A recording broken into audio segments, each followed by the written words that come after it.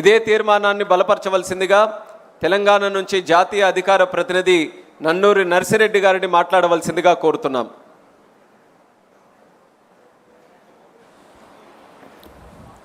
గౌరవనీయులైనటువంటి సభాధ్యక్షులు, తెలుగుదేశం పార్టీ జాతీయ అధ్యక్షులు నారా చంద్రబాబు నాయుడు గారికి, యువ నాయకులు నారా లోకేష్ గారికి, తెలుగు ప్రజల రాజకీయ పర్వదినమైనటువంటి మహానాడును వీక్షిస్తున్నటువంటి తెలుగుదేశం పార్టీ కుటుంబ సభ్యులకు, పత్రికా విలేకరులకు, మీడియా సోదరులకు నమస్కారాలు. ఈ మహానాడు వేదికపై 44 సంవత్సరాల తెలుగుదేశ ప్రస్థానంపై మాట్లాడే అవకాశం ఇచ్చిన జాతీయ అధ్యక్షుల వారికి ధన్యవాదాలు తెలియజేస్తున్నాను. రామన్న రూపుదిద్దిన పార్టీని, చంద్రన్న తీర్చిదిద్దిన పార్టీని నారా లోకేష్ గారు తుదిమేరుగులు దిద్దుతున్నాడని ఈ సందర్భంగా మీ అందరికీ కూడా గుర్తు చేస్తున్నాను. ఈ మహనీయుడు పెట్టినటువంటి తెలుగుదేశం ప్రస్థానంలో మనమందరం మమేకమయ్యాం. 44 సంవత్సరాలుగా తెలుగు జాతి కీర్తిని జాతీయ అంతర్జాతీయ వేదికలపై రెపరెపలాడించినటువంటి చరిత్ర మనది అని సందర్భంగా గుర్తు చేస్తున్నా. సోదరులారా, స్వర్గీయ నందమూరి తారక రామారావు గురించి మాట్లాడాలంటే, అతని పలకాలంటే పదాలు ప్రవాహాలై సాగిపోతాయి, రాయాలంటే అక్షరాలు అశ్వాలై పరిగెడతాయి. జననం లేని మరణం అతనిది, మరణించి జననం హృదయాల్లో జీవిస్తున్నటువంటి మహానాయకుడు ఎన్టీఆర్ గారు. అందుకనే ఒక తరానికి స్ఫూర్తిగా నిలిచాడు, ఒక తరానికి మార్గదర్శకుడు అయ్యాడు. అతడే ఒక ప్రేరణ, అతడే ఒక స్ఫూర్తి, అతడే ఒక చైతన్యం, అతడే ఒక దిక్సూచి, అతడే ఒక మార్గదర్శి. అలాంటి మహనీయుడు స్వర్గీయ నందమూరి తారక రామారావు గారని సందర్భంగా మనవి చేస్తున్నా. నటుడిగా, నాయకునిగా, సామాజికవేత్తగా, సాంఘిక సంక్షేమ ప్రదాతగా చరిత్రలో సుస్థిరం సాధించినటువంటి స్వర్గీయ నందమూరి తారక రామారావు గారు విలాసవంతమైనటువంటి సినీ జీవితం ఉన్నప్పటికీ ఇవాళ నటనలో అఖిలాంధ్ర ప్రజాం నీరాజనాలు అందుకుంటున్న వేళ, తెలుగువాడిలో ఆత్మగౌరవం అడుగంటిపోతున్నటువంటి వేళ, ఢిల్లీ పురవీధుల్లో దిగజారుతున్న తెలుగువాడి ఆత్మగౌరవాన్ని పరిరక్షించాలని, 2000 సంవత్సరాల చరిత్ర కలిగినటువంటి తెలుగు జాతికి గుర్తింపు దక్కాలని, గాఢాంధకారంలో ఉన్నటువంటి తెలుగు జాతికి వెలుగులు ప్రసాదించాలని, గడీలలో ఉన్నటువంటి రాజకీయాన్ని గరీబోళ్ళ ముందు ఉంచాలని, అధికార పార్టీ అంతులేని అరాచకాలకు అడ్డుకట్ట వేయాలని ఇవాళ తెలుగుదేశం పార్టీని స్థాపించినటువంటి చరిత్ర స్వర్గీయ నందమూరి తారక రామారావు గారిదని సందర్భంగా మనవి చేస్తున్నా. అందుకనే ప్రారంభించినప్పుడు చెట్టు మీద కూర్చున్నటువంటి పక్షి కొమ్మ బలాన్ని నమ్ముకోదు, తన రెక్కల బలాన్ని నమ్ముకుంటుంది. తెలుగుదేశం పార్టీ కార్యకర్తల బలగాన్ని నమ్ముకుంటుంది. కాబట్టి స్వర్గీయ నందమూరి తారక రామారావు గారు ఆ రోజే కార్యకర్తలను తయారు చేసినటువంటి చరిత్ర ఉంది. కార్యకర్తలకు అధ్యయనం, శిక్షణ, క్రమశిక్షణ, సేవాభావం, సేవనిరతి రాజకీయాలలో తీసుకొచ్చినటువంటి చరిత్ర స్వర్గీయ నందమూరి తారక రామారావు గారిది. అందుకనే కార్యకర్తలనే నాయకులుగా తయారు చేసినటువంటి చరిత్ర స్వర్గీయ నందమూరి తారక రామారావు. అందుకనే దొరలు, భూస్వాములు, ఆసాములు, జమీందారులు, జాగీర్దారులు, దేశ్ముఖులు, దేశపాండేలకు వ్యతిరేకంగా కార్యకర్తలనే నాయకులుగా తయారు చేసిన చరిత్ర ఈ తెలుగుదేశం పార్టీదని సందర్భంగా మనవి చేస్తున్నా. ఈ 44 సంవత్సరాల తెలుగుదేశ ప్రస్థానంలో గ్రామాలకు మౌలిక సౌకర్యాలు ఇచ్చాం, ప్రజలకు సంక్షేమ ఫలాలు అందించాం, ప్రజలకు రాజకీయ చైతన్యం ఇచ్చాం, బలహీన వర్గాలకు రాజకీయ జీవితం ఇచ్చాం, సామాజిక మార్పులకు శ్రీకారం చుట్టాం, ఆర్థిక అభివృద్ధికి అందలం వేశాం, నిమ్న జాతుల ఉద్ధరణ కోసం, బడుగు జన ఉద్ధరణ కోసం బాటలు వేశాం, దేశ రాజకీయాలనే సమూలంగా మార్చివేసినాం, రాష్ట్ర రాజకీయాలని, దేశ రాజకీయాలను ప్రపంచవ్యాప్తంగా మార్చివేసినాం.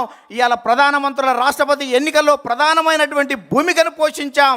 అందుకనే తెలుగుదేశం పార్టీ ప్రపంచవ్యాప్తంగా అనేక దేశాల్లో జెండా ఎత్తి తెలుగువాడి ఆత్మగౌరవాన్ని పాటించినటువంటి చరిత్ర మనది అని సందర్భంగా గుర్తు చేస్తున్నా.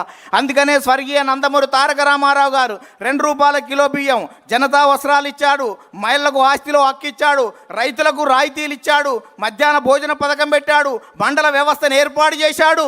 ఇన్ని రకాల కార్యక్రమాలు ఏర్పాటు చేసి ఈ దేశానికి సంక్షేమాన్ని పరిచయం చేస్తే ఆ తర్వాత వచ్చినటువంటి నారా చంద్రబాబు నాయుడు గారు విద్యార్థిగా, విద్యార్థి నాయకునిగా, గోల్డ్ మెడలిస్ట్గా, ఎకానమిస్ట్గా, ఎమ్మెల్యేగా, మంత్రిగా, ముఖ్యమంత్రిగా, ప్రతిపక్ష నేతగా, ఎన్డీఏ కన్వీనర్గా సుదీర్ఘ రాజకీయ అనుభవం ఉన్న చంద్రబాబు నాయుడు గారు అనేక సంస్కరణలు, జన్మభూమి, ప్రజల వద్ద పాలన, ఆకస్మిక తనిఖీలు, ఫ్లైఓవర్లు, ముందడుగు, చైతన్యం, ఆదరణ, దీపం, రోషిని వంటి పథకాలు పెట్టి అనేక సంస్కరణలకు శ్రీకారం చుట్టినటువంటి చరిత్ర నారా చంద్రబాబు నాయుడు గారిది. అందుకనే 44 సంవత్సరాలు గడుస్తున్నా నారా అంటే జనం రారా అని పిలుస్తున్నటువంటి చరిత్ర ఈ రాష్ట్రంలో ఉందని. అందుకనే చంద్రబాబు నాయుడుకు ప్రపంచవ్యాప్తంగా ఉన్నటువంటి అవకాశాలను యువత పునికి పుచ్చుకొని వెదికి పట్టుకోవాలనే ఉద్దేశంతో ఇవాళ విద్యకు ప్రాధాన్యత ఇస్తే ఇవాళ హైదరాబాద్ ఉమ్మడి రాష్ట్రంలో మైక్రోసాఫ్ట్ వచ్చింది, ఇన్ఫోసిస్ వచ్చింది, IRDA వచ్చింది, IIIT వచ్చింది, నల్సార్ వచ్చింది, నిఫ్ట్ వచ్చింది, ఇవాళ నేషనల్ కన్స్ట్రక్షన్ వచ్చింది, బయోటెక్నాలజీ పార్కు వచ్చింది, హైటెక్ సిటీ వచ్చింది, శిల్పారామం వచ్చింది. ఇవాళ భారతదేశంలో ప్రపంచంలో తెలుగువాడి ఖ్యాతిని నలుదిక్కల విస్తరించినటువంటి చరిత్ర ఇవాళ చంద్రబాబు నాయుడు గారు దాన్ని ఈ సందర్భంగా గుర్తు చేస్తున్నాను. అందుకనే ఈ రాష్ట్రం విడిపోయిన తర్వాత కూడా ఇక్కడికి మనం ఐటీ గురించి ఆలోచిస్తే సార్ AI గురించి, క్వాంటం గురించి, ఇవాళ డేటా సెంటర్ల గురించి మనకంటే ముందు ఆలోచిస్తున్నటువంటి మీ నాయకత్వంలో ఈ రాష్ట్రం సుభిక్షంగా ఉంటుంది. తెలుగు జాతి కీర్తి కోసం మీరు ఎంత ముందుకెళ్ళినా మేము రావడానికి సిద్ధంగా ఉన్నామని ఈ సందర్భంగా గుర్తు చేస్తూ యువ నాయకుడు నారా లోకేష్ గాలిపటంలా ఎంత గాలి ఎక్కువ వస్తే గాలిపటం పైకి ఎగిరినట్టు ఇవాళ అనేక రకాలుగా ఇబ్బందులతో ఎదిగినటువంటి నారా లోకేష్ గారి నాయకత్వంలో భవిష్యత్తులో మరింత రాజుదేల్తామని ఈ సందర్భంగా గుర్తు చేస్తూ ఒక చిన్న కథ ఈ రాష్ట్రంలో ఉన్నటువంటి ప్రతిపక్ష పార్టీలకు అందరికీ గుర్తు చేస్తాను. ఒక 2 రాజులు పోరాటం చేసేటప్పుడు ఎవరో ఒకరు గెలుస్తారు, గెలిచిన వారు ఓడిన వారికి మరణశిక్ష విధించాలని చెప్పారంట. 2 రాజులు పోరాటం చేసిన తర్వాత ఒక రాజు ఓడిపోయిన తర్వాత గెలిచిన రాజు ప్రజలే చెప్పారు కాబట్టి మరణశిక్ష వేయమని చెప్పాడంట. మరణశిక్ష వేసే సమయంలో ఆ తాడు తెగిపోయింది. తాడు తెగిపోతే మళ్ళా అతను ఉరిదీసేవాడు రాజుకాడికి వచ్చి, రాజా ఉరిదీసే సమయంలో తాడు తెగిపోయిందంటే వాని పాపాన వాడు పోతాడు, వానికి క్షమించురా అన్నాడంట. క్షమించురా అని చెప్తే మళ్ళీ అక్కడికి వెళ్ళాడంట. వెళ్ళి మీ రాజు ఏమన్నాడు అన్నాడంట. ఏమన్నాడు అంటే మా రాజు నిన్ను ఉరిదీయొద్దంటాడు అనుకున్నావు కదా అన్నాడంట. అవును మీ రాజు నైజం అది కదా, అతను ఉరిదీయనీయడు అంటే, ఓ పిచ్చోడా మా రాజు అక్కడ లేడు, మా యువరాజు ఉన్నాడు, ఇలా సచ్చే వరకు ఉరిదీయమని చెప్పిండంట. అందుకనే రాష్ట్ర రాజకీయాల నుంచి ఇప్పటి నుంచి మాట్లాడేటువంటి నాయకులు భవిష్యత్తులో తెలుగుదేశ పరిణామాలు ఏ రకంగా ఉంటాయో గుర్తుపెట్టుకోవాలని మీ అందరికీ గుర్తు చేస్తూ ముగిస్తున్నాను. ధన్యవాదాలు.